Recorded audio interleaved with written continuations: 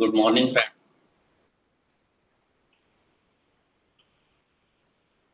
I hope you all must have enjoyed this lockdown time, and you must have prepared all the syllabus of final year. And now that we are coming to the end of lockdown, and in this tight schedule, the State Board of Technical Education has given a schedule for exams also.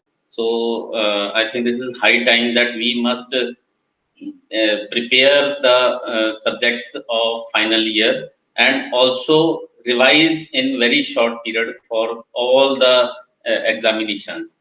So today, as a part of this preparation of final year mechanical students, I am taking this topic of automobile engineering. The topic is suspension system. Now, the contents of my presentation is introduction, functions of suspension system, sprung and unsprung mass, the vocabulary of suspension system, principle of suspension system, working of suspension system, parts of typical suspension, component of any suspension assembly, types of suspension, and modern air suspension.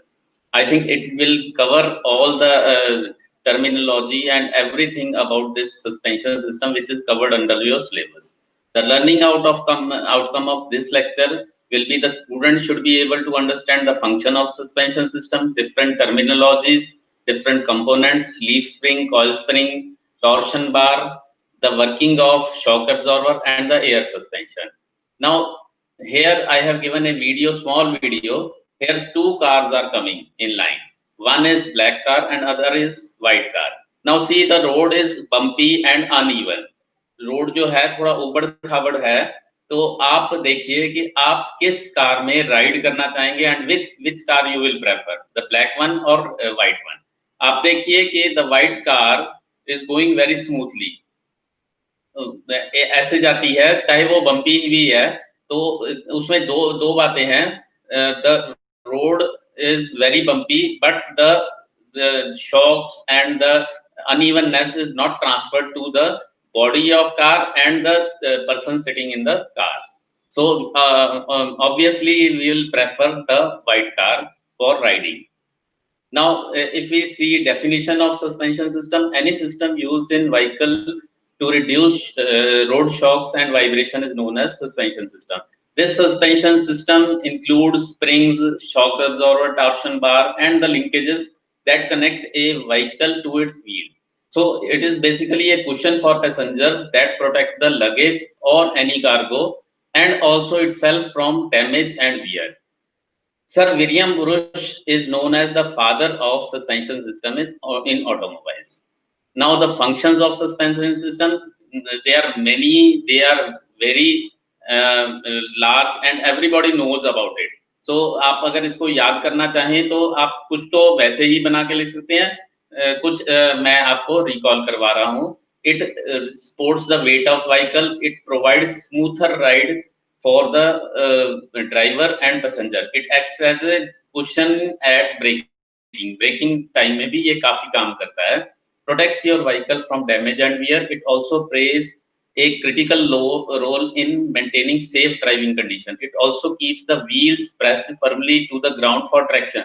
जब गाड़ी move कर रही होती है तो ये suspension system ही wheels को नीचे प्रेस करके रखता है and obviously it isolates the body from road shocks and vibrations. Now there is some terminology. दो चीजें हैं, sprung and unsprung mass या weight भी कहा जाता है. Sprung mass is what?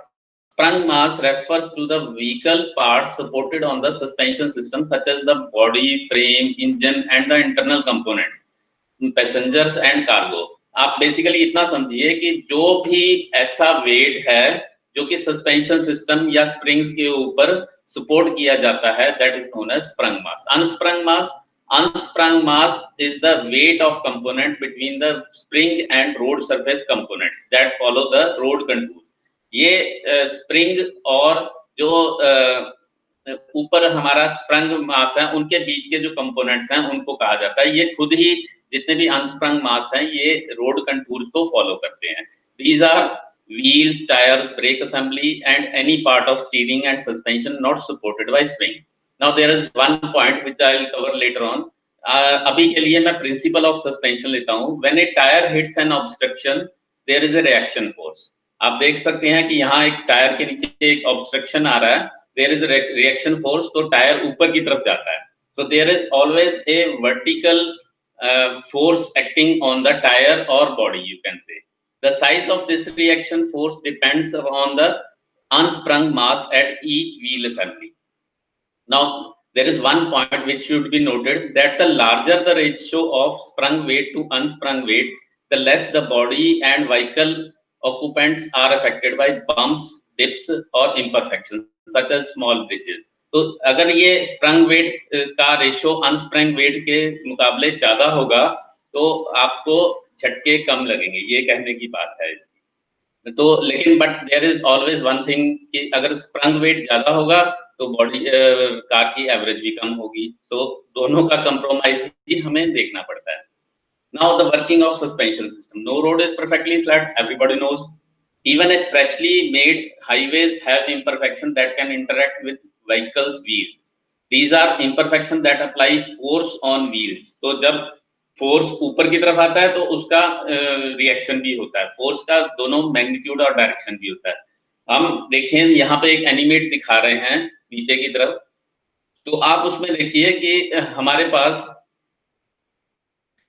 ये जो ये टायर है, ये हमारा नॉर्मली चल रहा है, लेकिन इसके साथ-साथ क्या हो रहा है कि इसको क्योंकि बिकॉज़ ऑफ लिंकेजेस इसको घुमाया भी जा रहा है। लिंकेजेस कौन से? जो टर्निंग व्हील हैं या हमारे ड्राइविंग व्हील हैं, उनकी से हिलाया जा रहा है। लेकिन उसके साथ-साथ उसकी वजह से उसके वर्टिकल एक्सेलरेशन तो हो ही रहा है, लेकिन साथ-साथ साइड के एक्सेलरेशन भी हो रहे हैं। तो मैं दोबारा दिखाता हूँ, देखिए ये साइड में भी धीरे-धीरे उसको घुमाया जा रहा है।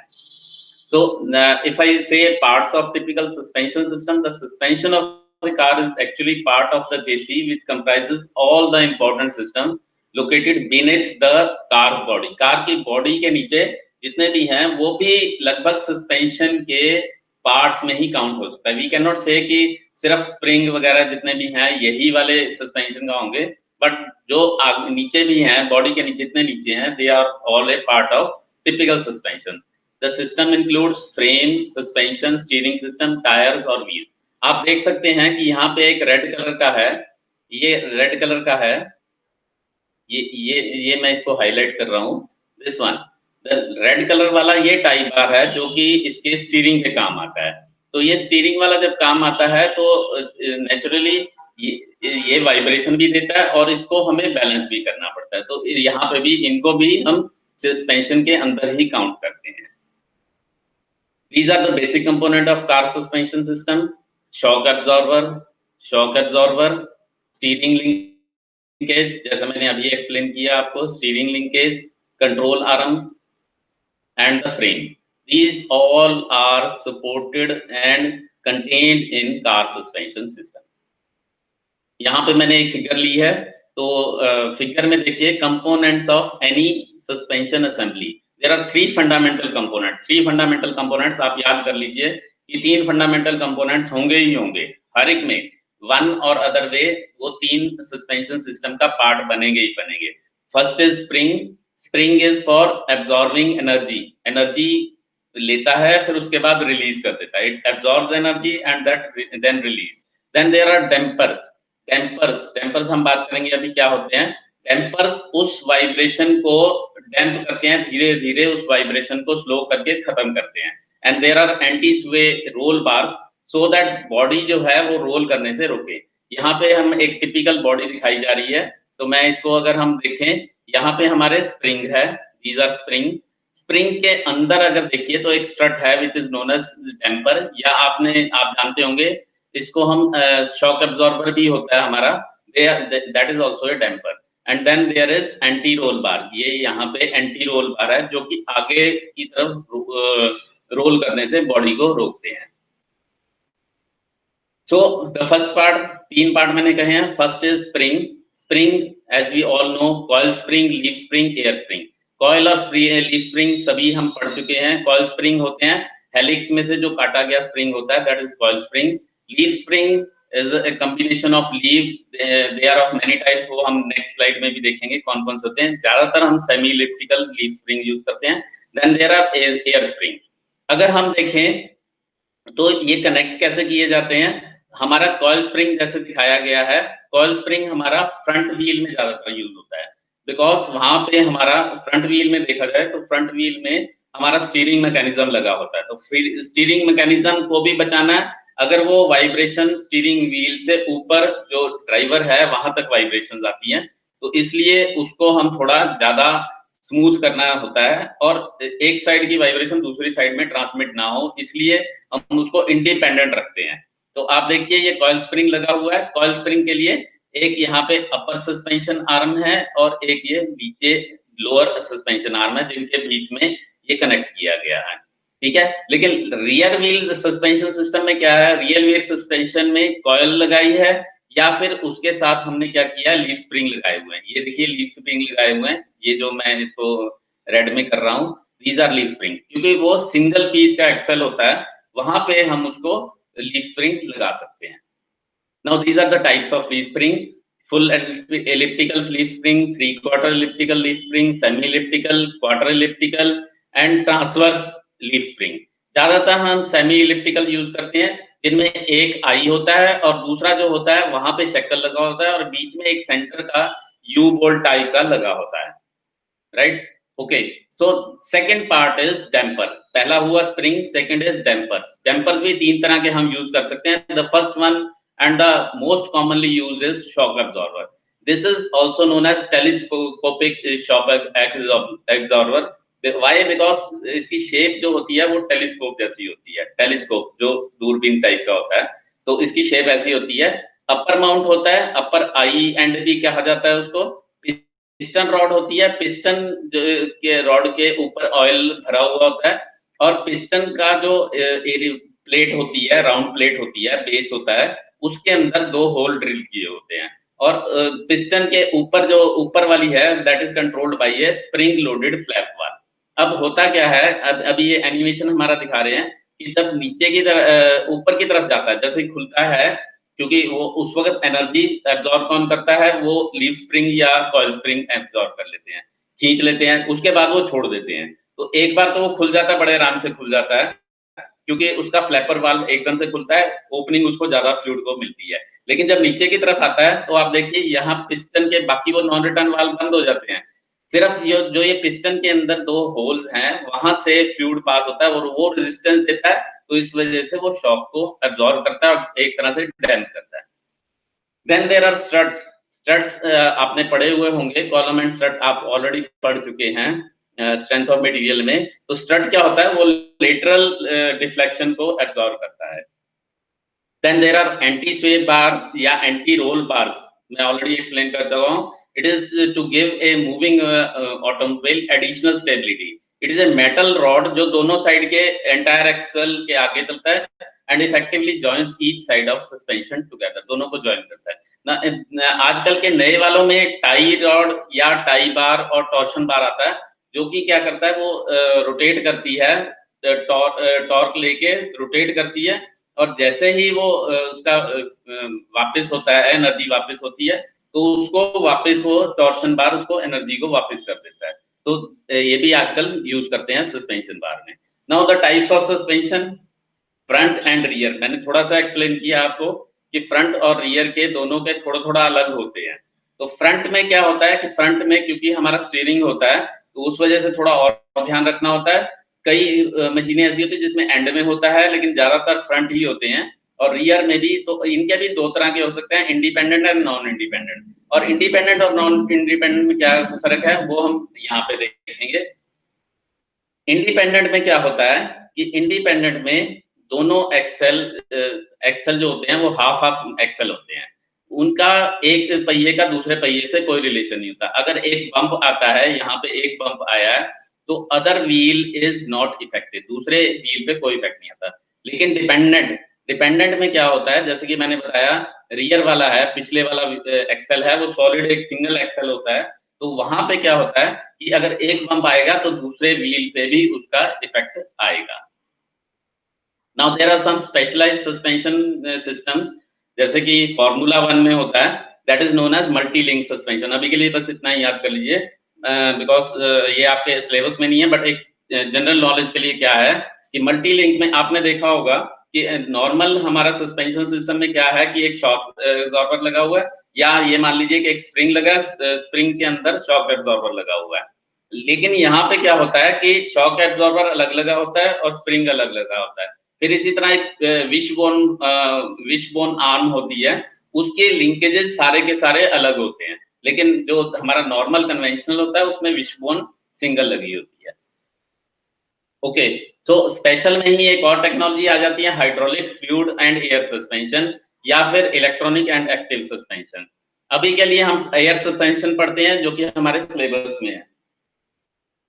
अगर हम एयर सस्पेंशन पढ़ते हैं तो एयर सस्पेंशन में हमारे 3 कंपोनेंट्स होते हैं। One is air supply, air bag and height control valve. Air supply means कहीं से एयर की सप्लाई उसमें प्रोवाइड किया जाता है, दैट मींस एयर कंप्रेसर होगा।